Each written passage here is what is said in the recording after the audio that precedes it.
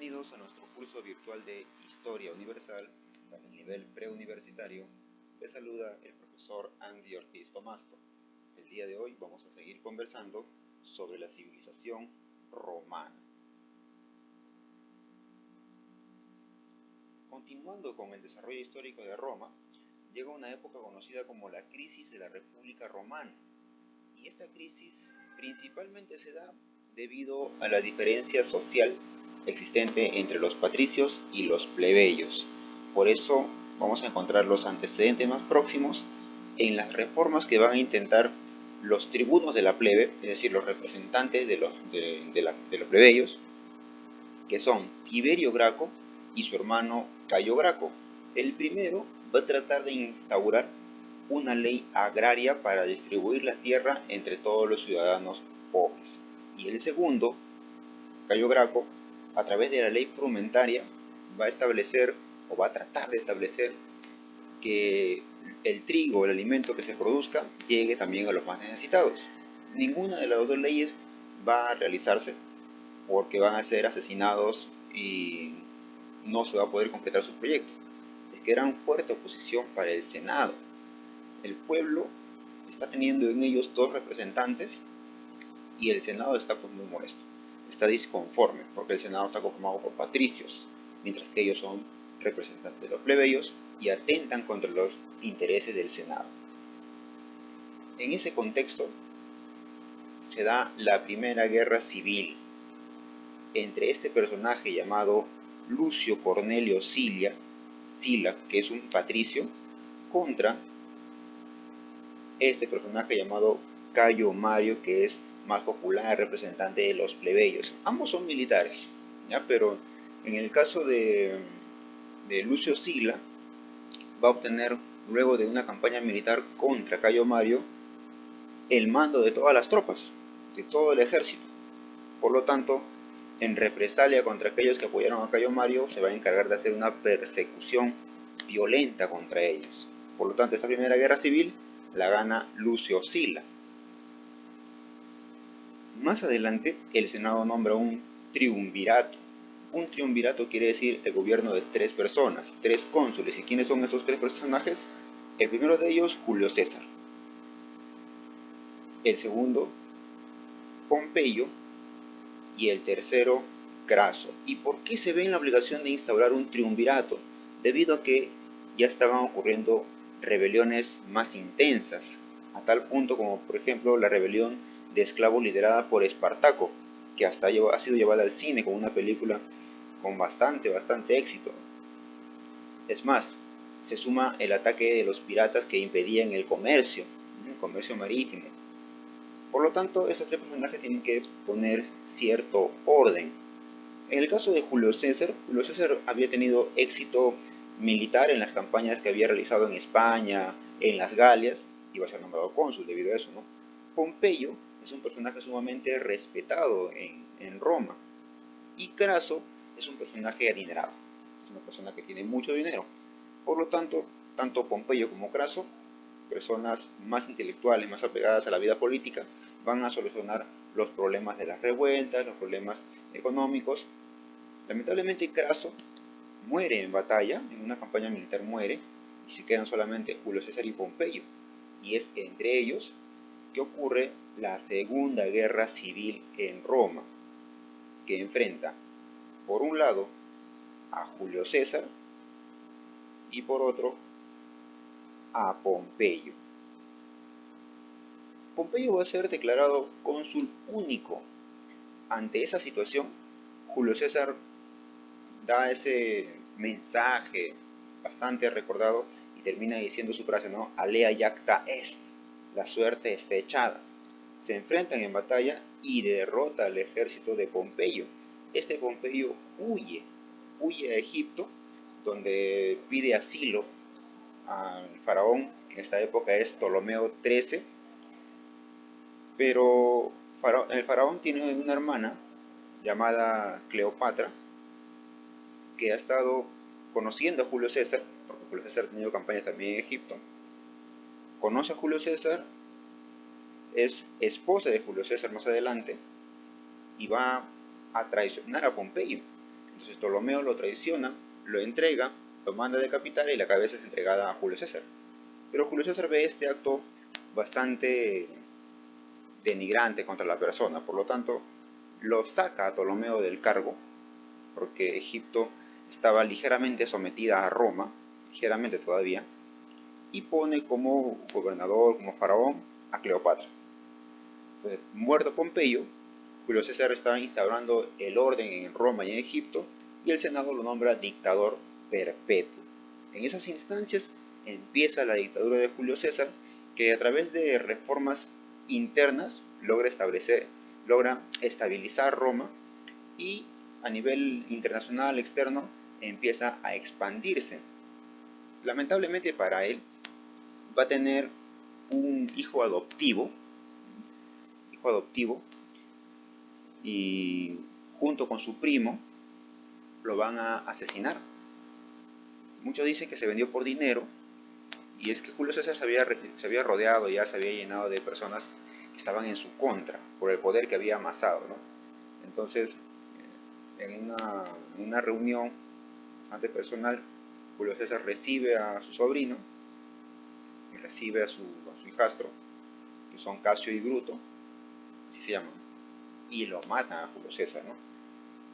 Por lo tanto, había la necesidad de instaurar un segundo triunvirato, una nueva forma de gobierno, ¿no? En este caso, pues, vamos a tener a Marco Antonio, que era lugarteniente de Julio César, a Octavio, que es el sobrino, prácticamente viene a ser el heredero de Julio César, porque ni Casio ni Bruto iban a poder acceder, estaban buscados por la justicia, y a Lépido. Ese Lépido es un militar importante que ha tenido éxito en África. Marco Antonio y Octavio se van a encargar de capturar y derrotar a Casio y a Bruto, lo van a matar. En esta instancia, Lépido, como es un militar, muere en batalla, y van a quedar solamente Marco Antonio y Octavio, y entre ambos va a surgir la Tercera Guerra Civil. Acá tenemos a Octavio, que se enfrenta a Marco Antonio. Ahora, este Marco Antonio comete un error estratégico y pasa mucho tiempo en Egipto. Muerto Julio César, Marco Antonio se enamora de Cleopatra.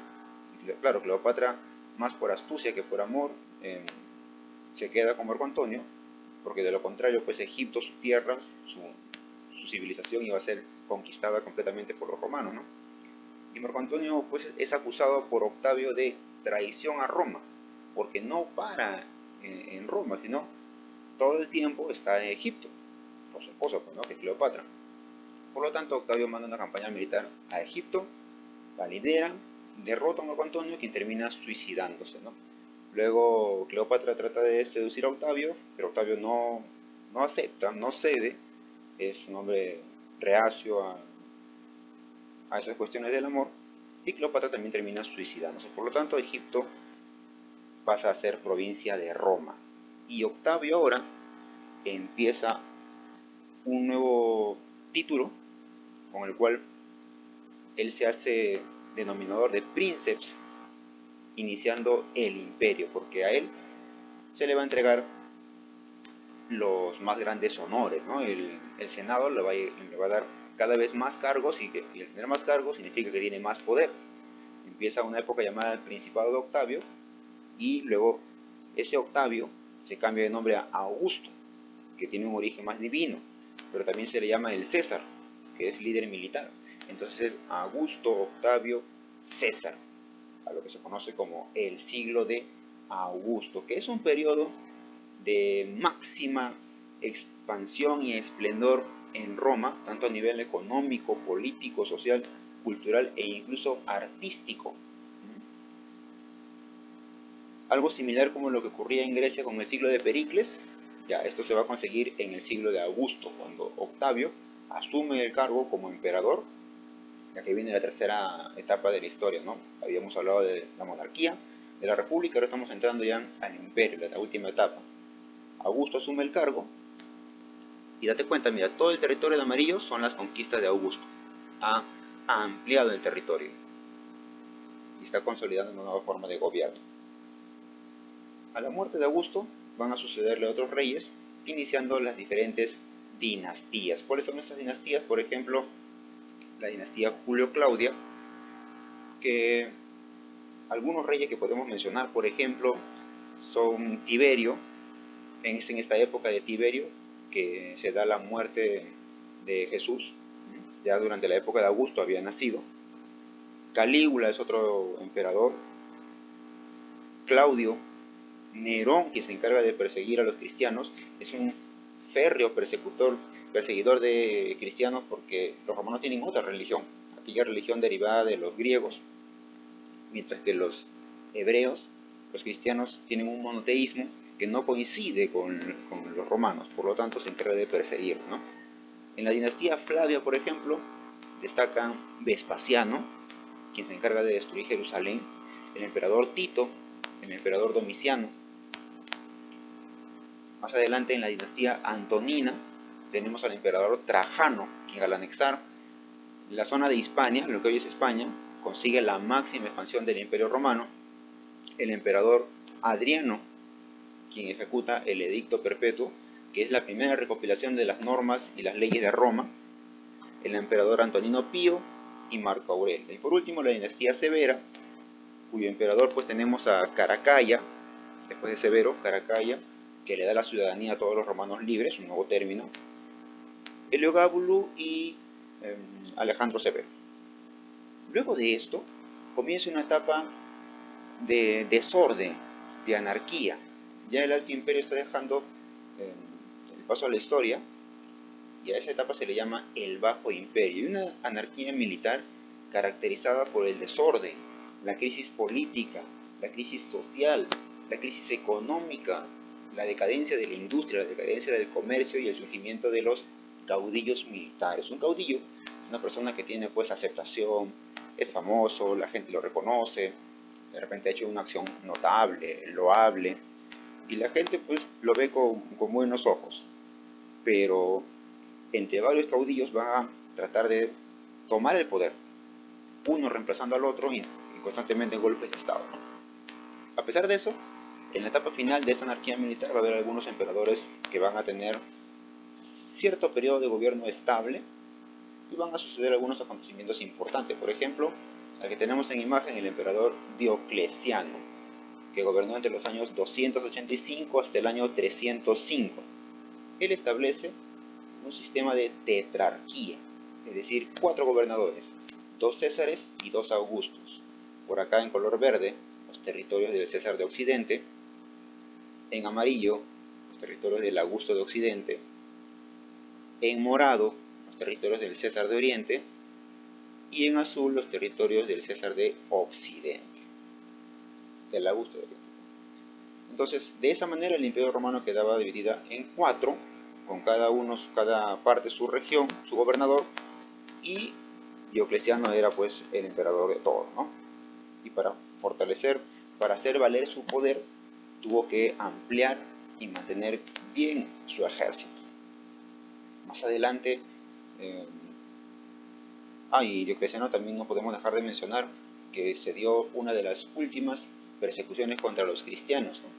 Debido a la diferencia religiosa que significaba, y es que el mensaje que ha dejado Jesús es bastante dañino para la economía romana, porque impide el pago de impuestos, cambia el estilo de vida de las personas, sobre las ceremonias religiosas también hay un conflicto. Entonces el cristianismo atenta contra la vida normal de los romanos. Más adelante llega al poder el emperador Constantino en el año 312 hasta el año 317, y con Constantino se firma, por ejemplo, el Edicto de Milán. A través del Edicto de Milán se da la libertad de culto.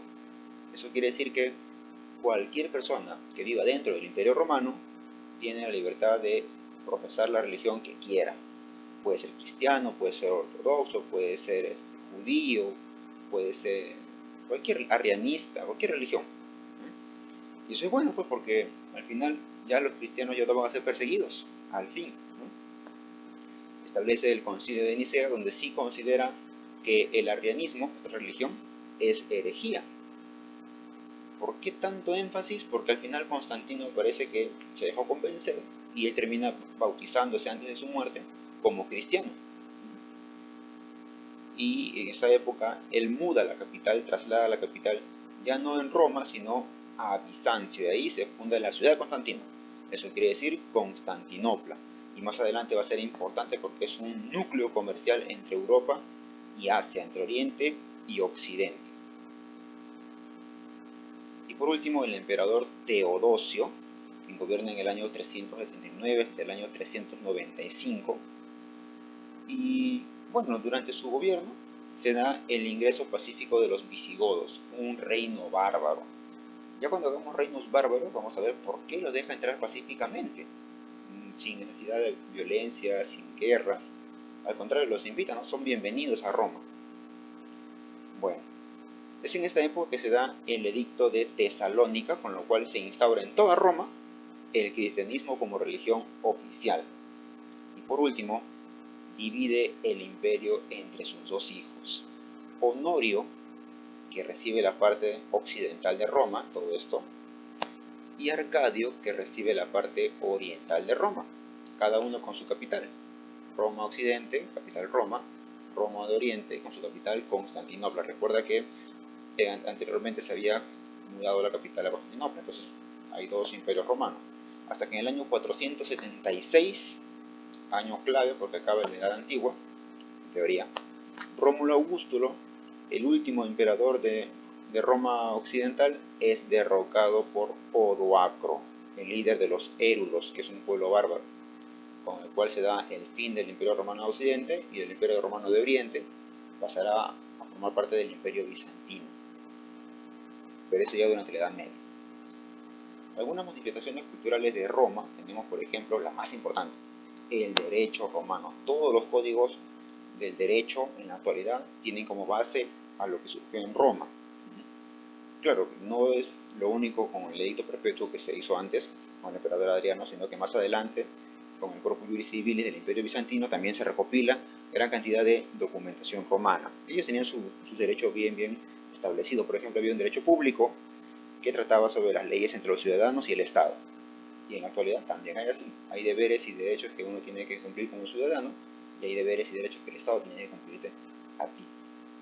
Hay un derecho de tipo privado, que es entre cónyuges, entre padres e hijos, entre deudores y acreedores, y en la actualidad es lo mismo. Es igual, entre cónyuges hay cierto derecho, así como el padre tiene cierto derecho sobre el hijo tiene cierto derecho en el padre, etc. Y había un derecho de tipo de gentes o internacional, en el cual se establecían las leyes que tenía Roma con otros pueblos que estaban viviendo en sus dominios, ¿no? Respecto a la arquitectura, por ejemplo, podemos mostrar que había diferentes tipos de arquitectura, ¿no? Arquitectura civil, como el circo romano; arquitectura religiosa, como este panteón; esta es una arquitectura de obra pública, como los acueductos romanos; y una arquitectura, por ejemplo, monumental, conmemorativa, como los arcos del triunfo. Este es un arco del triunfo. A nivel de literatura, por ejemplo, destaca el escritor Virgilio con su obra épica La Eneida, y Ovidio con su obra La Metamorfosis. Y por último, destacan los historiadores Tito Livio, que sus narraciones, si bien son épicas, él era más poeta, le gustaba escribir más poesía, ¿no? A pesar de eso, pues, escribió gran cantidad de la historia romana, me equivoco, hasta el año 9 de Roma, y recibió bastante apoyo de las autoridades, porque estaba haciendo un buen trabajo. Y el historiador Tácito, que era más político, pero que también se refirió a buena parte de las tradiciones romanas. Particularmente no son mucho de mi agrado, ¿no?